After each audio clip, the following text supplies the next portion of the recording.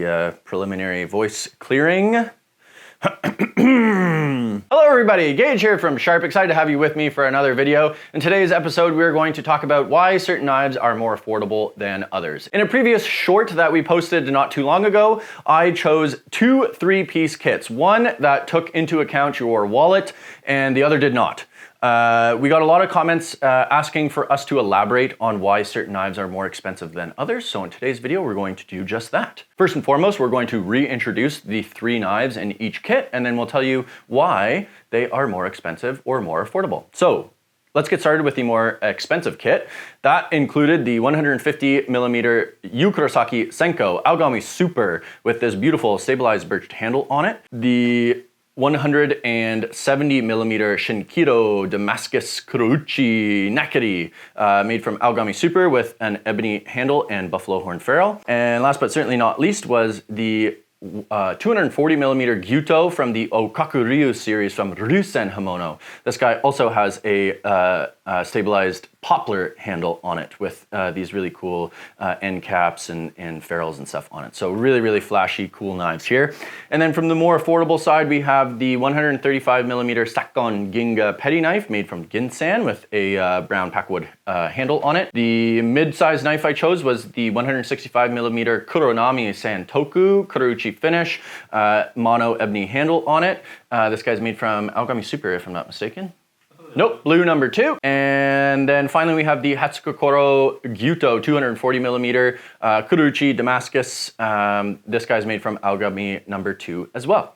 So the first and probably the biggest reason between the price differences is going to be materials used to make the knife. So on our more expensive side, we have all like the top steels that you can get. Aogami Super for the petty and the Nakiri, and R2 for our Gyuto. Both of these steels are considered like some of the best that you can use to make a knife from, and I would totally agree with that. Having used knives made from all these steel types, I can certainly say that they perform at a very high level.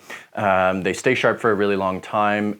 Some people would disagree with this statement, but I find R2 relatively easy to sharpen depending on exactly what knife we're talking about. And then of course the handle material as well. So these stabilized woods are always going to go for more. Generally speaking, the Wa style handles are going to demand a slightly higher price. There's a little more labor that goes into making a handle like this. We're comparing these two knives here. Yes, they are both ebony, but this guy's got a buffalo horn ferrule on it.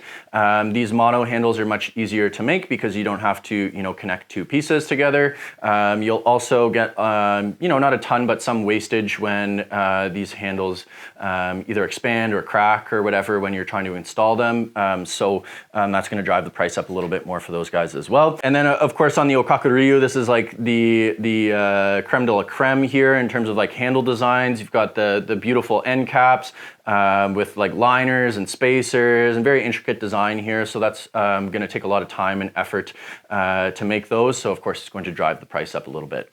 Now that doesn't mean that these more affordable handles are uncomfortable or they're going to affect the performance of the knife or anything. But especially with like magnolia handles or even this wenge, they're a little more porous. So they'll react more to moisture and stuff like that. Whereas like an ebony handle is really good. If it gets wet or anything, it's not gonna like soak up all of that water and start to crack or anything on you. So those are some of the big differences in terms of materials. The next factor that will determine the price of the knife is going to be the finish used on the knife. So whether that be Nashiji, Kurouchi, or Damascus, they all require a different level of maintenance and skill, so they will command different prices. Nashiji and Kurouchi being two of the more easily produced finishes, of course, are not going to command as high a price as something like a Damascus, which is going to require a ton of skill and time and effort to produce, especially if that Damascus is laminated and forged in-house. So what a lot of makers will do, and what is the case on the Hatsukokoro, for instance, is they'll buy pre-laminated steel. So that means they're buying billets that have the Damascus laminated to the outside already with the core steel in the middle.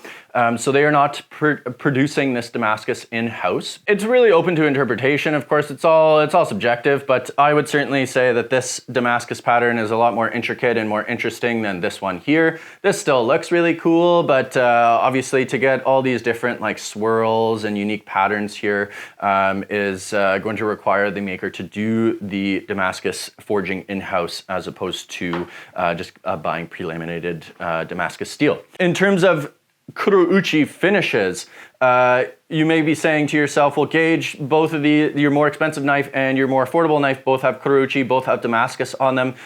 So why the price discrepancy there? We'll get some B-roll so you can really tell here, but the Shinkiro's Kurouchi finish is like beautiful. It got this really cool matte sort of characteristic to it. It looks really consistent the whole way. This is just our speculation, but I would say that this is a more natural Kurouchi that happens through the forging process, whereas the Kurouchi on the Hatsukokoro and the Kuroname are likely painted on there after the fact. So what they'll do is they'll use like an iron like paint, for lack of a better term, and just sort of lacquer it on there after the knife has been forged. In addition to that, the Damascus on this Shinkiro is likely produced in-house as well. So yeah, there you go. Last but certainly not least, the Senko has this beautiful Kurouchi finish on it as well, and the little Tsuchime dimples on there. That's going to require a little extra time and labor, so difference in price there. So in addition to all those things that we just said in terms of finish, the level of polish on the knife is going to have an impact on the price as well. Any time that there's more like labor involved in producing the knife, obviously it's going to drive the price up. So again, we'll make the comparison between the Hatsukokoro 240 and the Shinkiro Nakiri. They both look really cool, but this guy obviously has a very beautifully polished bevel on it. The contrast between the core steel and the Damascus is really noticeable, so that's going to drive the price up as well. Next factor will be the sharpening, polishing, grinds that you'll find on the knives. So what many people don't understand about a kitchen knife is that you're not paying necessarily for the material that you're receiving. You're paying also for the time and effort it took to remove the appropriate amount of material to make that knife cut really, really well. So steel obviously is a very hard material. It takes a lot of abrasives and a lot of time to sand these guys down and grind them into a shape that's good at cutting. So these two knives here both have fantastic grinds on them, so they don't really adhere to this rule. And you'll find that with a lot of other knives. You'll find some more affordable stuff still has really awesome grinds on them, which is why we try to pick up stuff like this that's sort of on the more affordable side that still performs at a really high level. The Sakon Ginga, on the other hand, though a really awesome knife, great for butchery and all that sort of stuff. It is a little thicker behind the edge, and it doesn't have the greatest blade geometry on it. So you'll find that, especially with more dense ingredients like carrots and sweet potatoes and stuff like that, this knife won't perform super well. But I would say that you probably won't ever use this for carrots and sweet potato anyway, so kind of a non-factor on that guy. But what makes these knives so special is their grind. So like the Octa-Grip here, like you probably don't even see this blade when I hold it like this. It is so freaking thin. And I feel like, myself included, a lot of people don't appreciate how difficult it is to get a knife this thin. And while it might not be that much thinner than this knife, the difference between like quite thin and like super duper thin is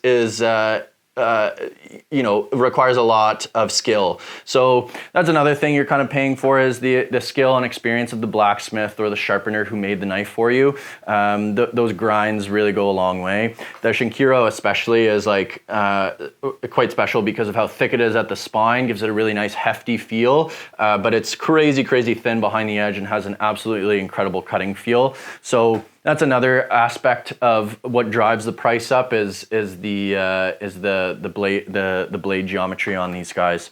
Another thing to point out is just sort of like the little things. Now, not everyone appreciates the little details, and I would say outside of the knife world, I am absolutely one of those people. I don't really care if something looks really cool or if it's like slightly more polished or sanded down or something like that. But when it comes to knives, I sort of really do appreciate that sort of stuff. The Octa-Grip is probably the best example of those little touches that we have in front of us here. So the Damascus itself, the little flame pattern here is super, super cool. Like the little spacers and liners and stuff on the handle. And then certainly the box itself, the packaging that this knife comes in is just spectacular. Again, with other products, I don't really care too much about the packaging, but with knives, I certainly appreciate it. And Ryusen Hamono produces, in my opinion, the nicest knife box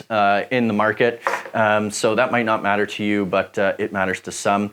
So yeah, they're just sort of like the little things, the spine being sanded down, the choil being sanded down, the sort of comfort and feel in the hand of the knife certainly drives the price up as well. So there you have it, guys. A little rambly video for you there. I hope it helped you understand what you're paying for when you're getting into some of these more expensive knives.